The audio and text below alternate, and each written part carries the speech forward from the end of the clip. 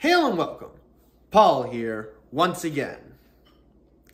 Now, in my last lecture, we talked about Charles the Fat and how in the 880s he reunited Charlemagne's former empire, which had been fragmented into separate kingdoms, only to fail miserably at defending his realm against the invading Vikings.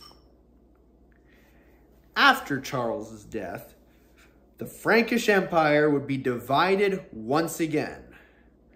West Francia, East Francia, and Italy would all elect their own rulers, and the West Franks would elect as their king Odo, the Count of Paris, who did a far better job at defending West Francia from the Vikings than the king did. This led to a period of dynastic rivalry between the Carolingians and the new dynasty, the Robertians. While this was all happening, the Vikings were not yet finished with France, and after the Danish Lord Siegfried would move south to ravage Burgundy, they would come to be led by a new warlord that would continue to lead raids up and down the Seine for the following years after the siege of Paris in 885. This warlord's name was Rollo.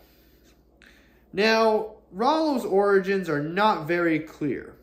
According to Dudo's History of the Normans, which was written around the end of the 10th century, Rollo was Danish and an ally of the Viking king of East Anglia, Guthrum, who would be baptized by Alfred the Great after the Battle of Edington and given the Christian name Athelstan. This alliance would suggest that Rollo may have been part of the Great Heathen Army that ravaged England in the 860s and 870s before shifting his focus to the continent. The other source we get for Rollo's life is the Icelandic sagas, which were written by historian and poet Snorri Sturluson in the 13th century, and tell the stories of the Viking heroes from the 9th to 11th centuries. But the sagas were more so works of fiction, only loosely based on history. In the saga of the Norse kings, known as the Heimskringla saga, as well as the history of the Earls of Orkney, Rollo is not Danish, but Norwegian, claiming his father was a warrior of the great unifier of Norway, King Harald Fairhair. The sagas claim that Rollo made himself independent of King Harald to become a great sea king, raiding Scotland, Ireland, England, and most importantly for this lecture, France. The sagas also claim that Rollo's Norse name was Rolf the Walker, and the name was given to him because he was so large that he could not ride a horse and had to walk everywhere he went. This claim is contradicted by the fact that Rollo's descendants would give birth to the fiercest cavalry warriors in Europe. Now, by the time Rollo would have been leading Viking raids up the Seine, France's worst enemy other than the Vikings was itself. The Count of Paris, Odo, had just been elected king by the people because he succeeded where the actual king, Charles the Fat, had failed in defending his kingdom against the Vikings. There was a large faction of people, however, who were staunchly opposed to Odo's rule, and after his death, they managed to put a Carolingian back on the throne.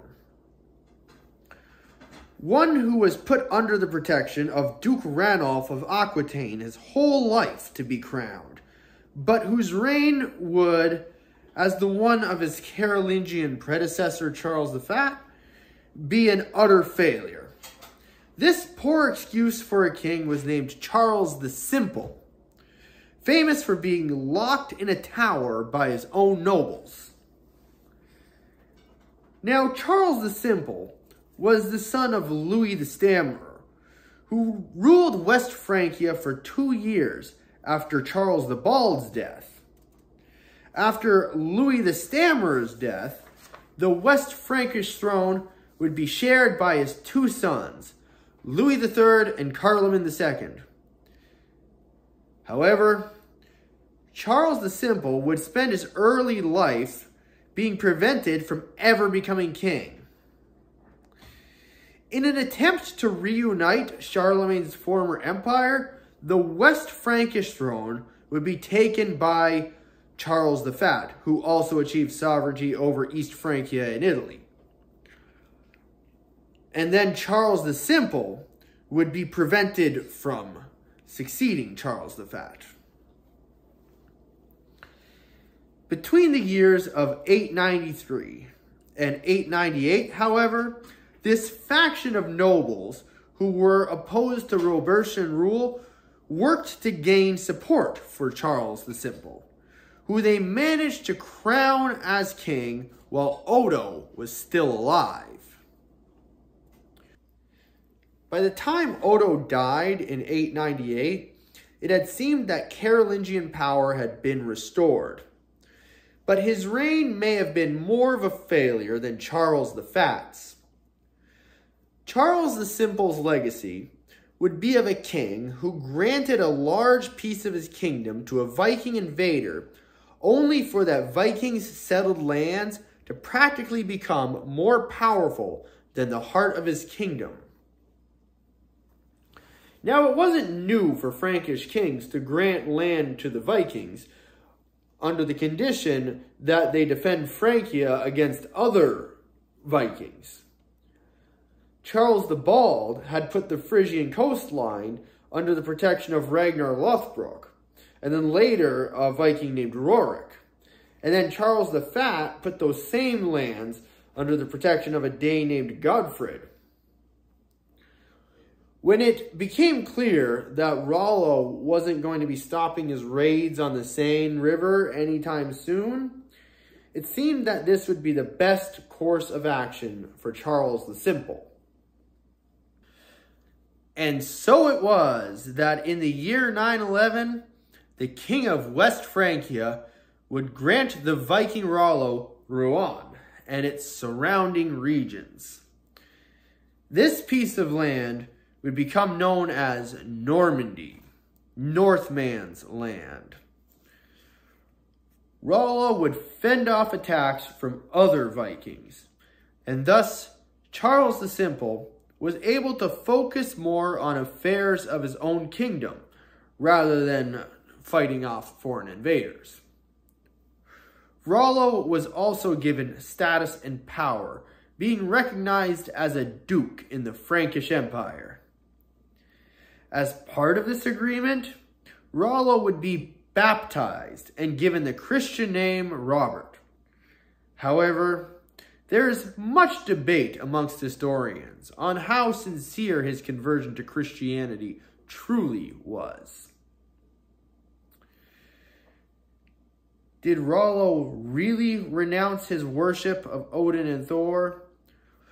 Or was it just a power play, a way to get in with the Frankish nobility and legitimize his power?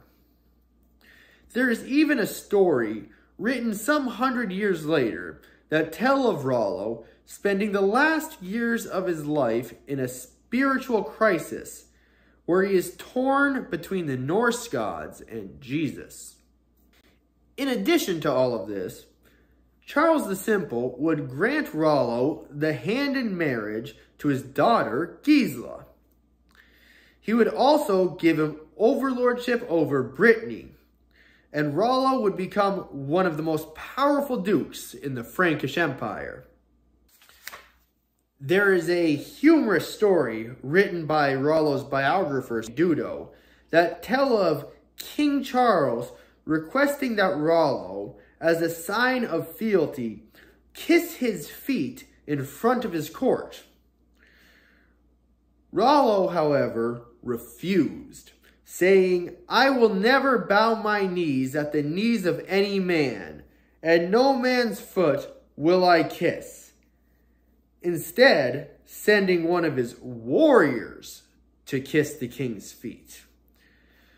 The warrior, however, grabs Charles's feet and flings him backwards, which causes the whole hall to burst into laughter.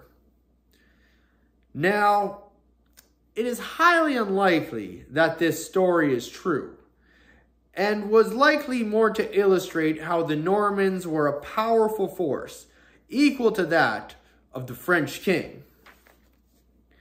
It was after Rollo's death that the Normans would begin to transform into a culture of their own, a hybrid of French and Scandinavian, masters of castle building with the fiercest mounted knights in Europe. Normandy would also be an epicenter for monasteries and churches, one of the most important learning centers in all of Europe. After Rollo's death, sometime around the 930s, his second son, William, became Duke of Normandy, who, through his prowess in battle, would become known as William Longsword. William Longsword would further solidify the power of this new northern duchy. He was on good terms with the West Frankish king at the time, King Rudolf. Now, King Rudolf was not of the Carolingian dynasty. King Rudolf was of Otto's dynasty, the Robertians. He succeeded his father, Robert, who took the crown after Charles the Simple was rightfully overthrown in 922. Going into the 920s, Charles was in conflict with Count Robert, who was allied to the Duke of Lotharingia. They went to battle in Soissons, and the end result was Charles getting captured and spending his remaining years a prisoner, locked inside Chateau de Perron, where he died in humiliation in the year 929. Before his death, Charles had signed a peace treaty with the king of East Francia, Henry the Fowler. Now, as further evidence that the Carolingian dynasty's days were numbered, Henry the Fowler was not a Carolingian either. Henry was Duke of Saxony and would establish a dynasty of his own. More on that in my next lecture.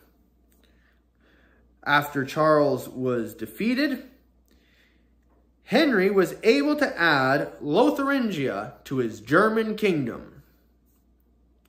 So now we have two new dynasties ruling in the Frankish Empire. Henry the Fowler, Duke of Saxony, is now king of the East Franks, and Count Robert of Paris and his successor Rudolf would rule West Francia, and both prove themselves worthy of the title king. While this was happening, Normandy was transforming into an extremely powerful duchy. After William Longsword's death, his successor, Richard the Fearless, would put into practice a new form of governance that would come to define the High and Late Middle Ages: feudalism. In feudalism, the peasant class worked for the nobility in exchange for land and military protection, and the king owned everything. In time, feudalism would become the standard for all the important medieval kingdoms, but it started here in the Duchy of Normandy. Before that would happen, however, feudalism would be adopted by other duchies and counties in the Frankish Empire, which would help turn it from a fragmented empire into the powerful group of nation-states that we now know as Europe. In 1066, over a century after Rollo's death, one of his descendants, William the Bastard, brought Norman feudalism to the other great superpower of the Dark Ages, England, which in the past century had been united under one king by the successors of Alfred of Wessex.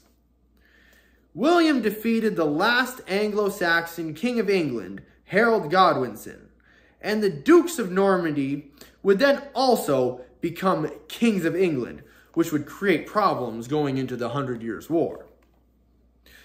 Either way, this earned William the nickname he was more known for, William the Conqueror. If you wish to hear the full story, go to my Dark Age Britain playlist and watch 11th Century Part 2. Throughout the rest of the 11th century and throughout the 12th century, the Normans would conquer Ireland, Scotland, and Wales, as well as set their sights further abroad in Italy and even North Africa and the Byzantine Empire. They were even conquering the Holy Land and fighting Muslims in Turkey, Syria, and the Iberian Peninsula several decades before the First Crusade. The Normans would then become major players in the Crusades, creating Christian kingdoms and principalities in the Middle East. But I digress. The late 10th century, going into the 11th century, was the dawn of a new era. We begin to see in Europe a balance of power more like the one we have today. And the Dark Ages would begin to not be so dark anymore. Kings were becoming efficient. Armies were becoming strong at defending themselves against foreign threats. And new dynasties would succeed where their predecessors had failed. But that is a story for next time. Salut.